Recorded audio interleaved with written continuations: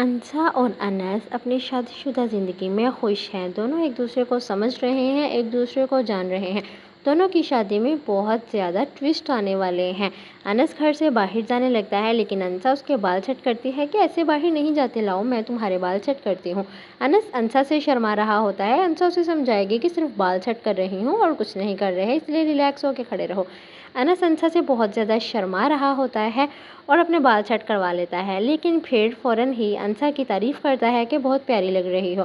دونوں ایک ساتھ شیشے میں ایک دوسرے کے ساتھ کھڑے بہت پیارے لگ رہے ہوتے ہیں اور حسین لمحات ہوتے ہیں یہ، لیکن پھر تبھی انسا اور انس کی خوشی غم میں بدل جائے گی، کیونکہ انسا کا بھائی اسے کال کر کے کہے گا کہ آخر وہ بات سچ ہو ہی گئی نا، تم نے مرے ہوئے باپ کا بھی لحاظ نہ کیا، تم نے اسی لڑکے سے شادی کر لی، کوئی نہ کوئی بات تھی اسی لیے تو شادی کی ہے، اسی لیے تو تم نے اس لڑکے سے شادی کر لی ہے۔ انسا اپنے بھائی کی یہ باتیں سن کے بہت زیادہ دکھی ہو جاتی ہے، کیونکہ انسا کے ساتھ بھی بہت سارے حادثات ہونے والے ہیں اور انس کے ساتھ تو ہوتے ہی رہتے ہیں۔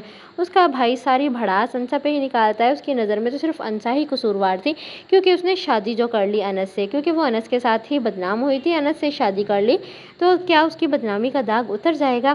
انسا اس بات کا سارا غصہ انس پہ نکالے گی اور کہتی ہے کہ میں اس شخص کو نہیں چھوڑوں گی، میں اس تک پہنچ کے رہوں گی جس نے میری زندگی کو برباد کیا ہے۔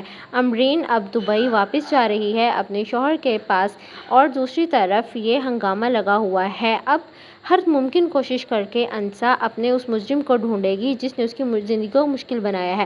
مرسلین انس کو کہتا ہے کہ تم اسے روکو کہ وہ یہ سب نہ کرے، لیکن انس کہتا ہے کہ وہ اپنے ارادے اور بات کی پکی ہے، اس نے کہا ہے کہ وہ اپنے دشمن کو ہر حال میں ڈھونڈ کے رہے گی اور میں اسے نہیں روکوں گا۔